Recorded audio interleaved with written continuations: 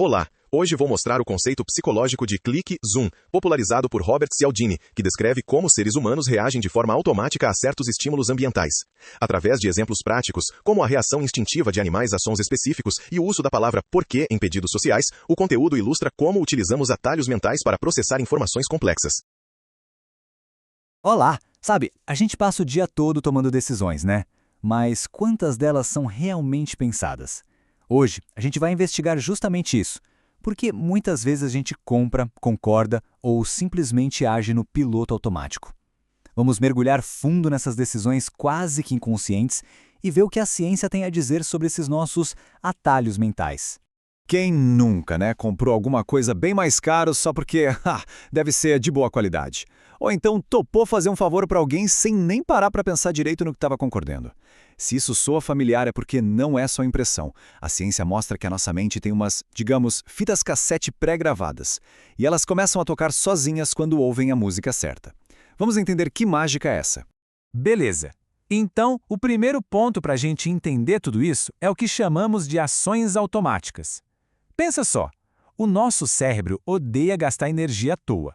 Por isso, para muita coisa do dia a dia, ele simplesmente liga o piloto automático. E é aí que entram aquelas fitas que eu comentei.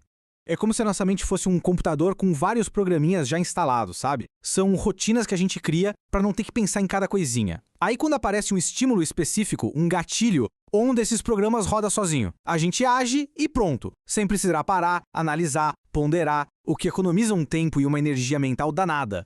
E essa ideia toda não é achismo, não. Tem até nome oficial. Foi um pesquisador chamado Robert Cialdini, um craque em persuasão, que deu o nome para esse mecanismo clique-zoom. E olha, esse é o conceito central para a gente decifrar esses nossos comportamentos automáticos. Funciona assim, ó. O clique é o botão que é apertado. Pode ser qualquer coisa, uma palavra que alguém diz, uma imagem que a gente vê, até um preço na etiqueta. E o zoom? Bom, o zoom é o barulho da fita começando a rodar, ou seja, é a nossa reação automática, aquela que vem sem a gente nem pensar. Então, para resumir, clique, o gatilho, e zoom, a reação. É um processo de duas etapas, super simples, mas extremamente poderoso. E para a gente ver como isso é fundamental não só para nós, mas na natureza como um todo, vamos dar uma olhada num exemplo bem curioso do mundo animal. Peguemos o caso de uma mamãe peru. O instinto dela funciona como uma regra muito, mas muito simples. Ouvir um piu-piu é filhote, tem que cuidar. Esse som, o piu-piu, é o clique, e a reação de cuidar dele é o zoom. Mas e se esse gatilho for, digamos, manipulado? Pois é, foi exatamente isso que uns cientistas fizeram. Eles pegaram o inimigo número 1 da peru, uma doninha, e colocaram ela empalhada perto da mamãe peru. Só que, dentro da doninha, tinha um gravadorzinho fazendo piu-piu. E o resultado, a peru adotou a doninha. Cuidou dela como se fosse um filhotinho.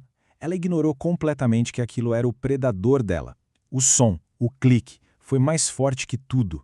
Essa história da peru é maluca, né? Mas ela mostra perfeitamente como nós humanos não somos tão diferentes assim. A gente também tem os nossos piu-pius, os nossos gatilhos. E um dos mais poderosos de todos, como a gente vai ver agora, é uma palavrinha super comum. E essa palavra mágica é por quê?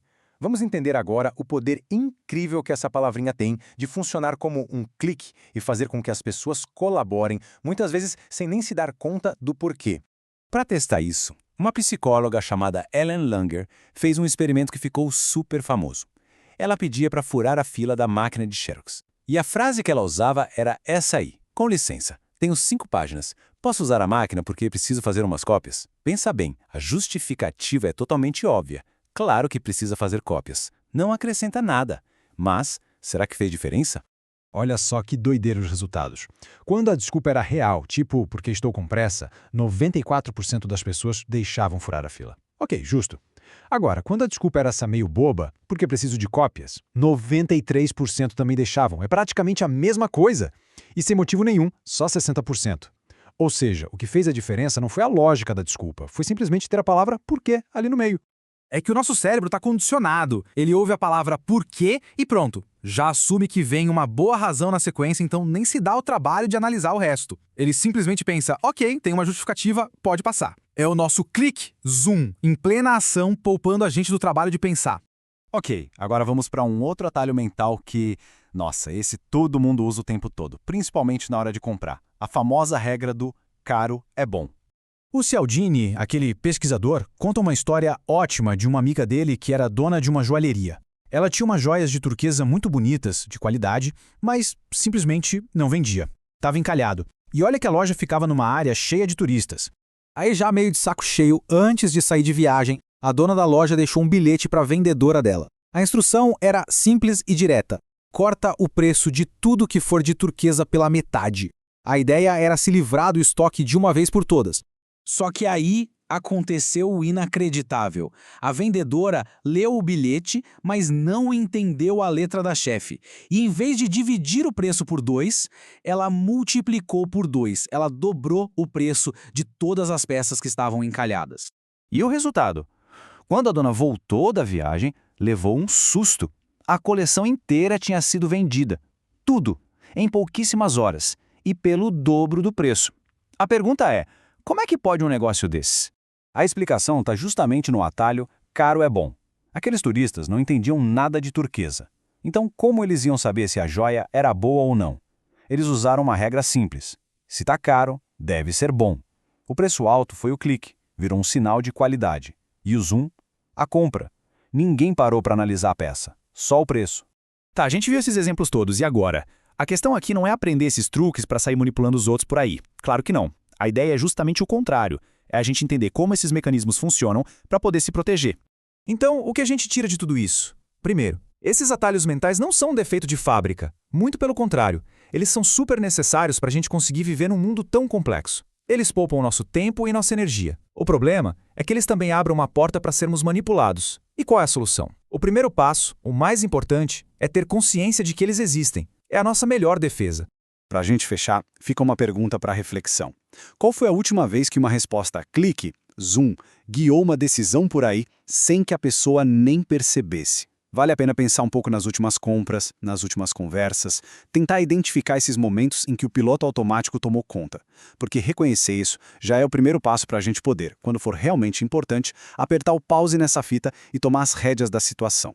É isso por hoje, valeu e até a próxima. E você, já caiu em algum gatilho como o de que caro é igual a bom? Ou tomou uma decisão no modo clique, zoom, sem nem perceber? Conta aqui nos comentários como foi a sua experiência. E se você quiser continuar aprendendo mais sobre os atalhos da nossa mente, veja aqui na descrição o nosso material que vai ajudar a colocar tudo isso na prática. E não esqueça de se inscrever para mais análises de psicologia e comportamento.